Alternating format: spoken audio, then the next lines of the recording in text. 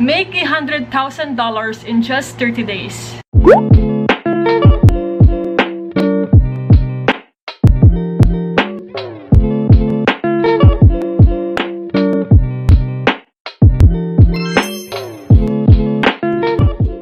What's up, it's Pats. Welcome back to another brand new video, guys. Hi guys, welcome for today's video. Today's video will be talking about how to earn $100,000 in just a month. Actually, there's a lot of ways you can earn money online. Itong mga tips na sasabihin ko sa inyo, ito yung mga possible work na pwede nyong gawin to earn money online. First off is to buy and sell. Good to do a buy and sell business. Actually, they have a lot of websites that you can do on buy and sell. Ito na yung mga top website na internationally you can make money.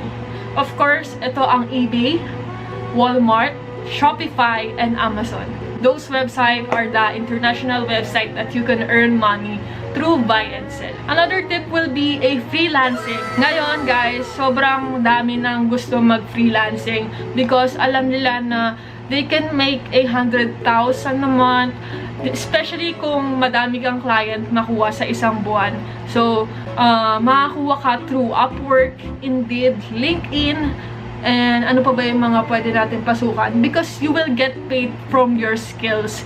So, dito, maghahanap ka sa mga, for example, sa Upwork, maghahanap ka ng specific job na, passion mo. For example, video editing. So, dun yung passion mo. So, maghahanap ka ng trabaho na kikater ng passion mo. Like, naghahanap sila ng mga video editor, something like that. So, you can search that on Upwork, Indeed, and LinkedIn. So, ayan lang yung mga websites na pwede nating makakuha tayo ng mga trabaho. Ayan yung mga website na pwede nating pasukan.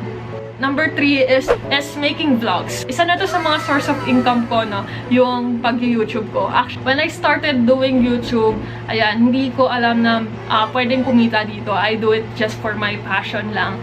And as the time goes by, ayan, natutunan ko na yung mundo ng Google AdSense. So, that's how YouTubers make money on YouTube. Hindi siya sa mga subscribers. So, depende siya sa views. Kailangan mo na is makapag-sign up ka sa Google AdSense. Once na sikat na sila, ayun, ginagawa na nilang main work ang pag-YouTube. So, that's how they make money online.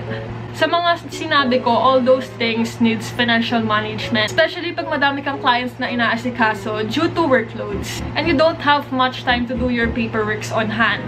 Don't worry because I discovered an app called Osome. It is an automated bookkeeping that will help you in managing your e-commerce business. If you're planning to sell on Shopify, Wix, Amazon, eBay, Osome will help you in managing your paperworks so that you can focus more on building up your business, growing up your business. Actually, it's a great help because it will lessen your stress from the paperwork from your business. I know starting up a business can really be stressful. So I think this platform will be a great help for those people who doesn't want accountancy.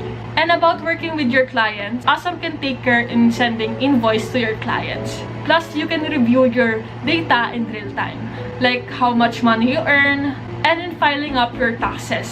It is an all-in-one place actually because you get your personal accountant for your business. So whatever platform that you are using, Osome will be able to assist you. They have a high rating review that they are not just an accountant platform, but also an e-commerce experts. They have a lot of offers to help you guys. I recommend you to visit Osome today and get 16% off in any of their services if you click the link on my description box. And if you're planning to do a e-commerce business, don't worry because Osome will help you. Thank you guys for watching and I hope you guys like it and I will see you guys on my next video. Bye!